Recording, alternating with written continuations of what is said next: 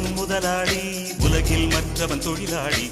விதியை நினைப்பவன் ஏமாளி, அதை வென்று முடிப்பவன் அறிவாளி. ஒருவன் முதலாளி, உலகில் மற்றவன் தொழிலாளி. விதியை நினைப்பவன் ஏமாளி, அதை வென்று முடிப்பவன் அறிவாளி.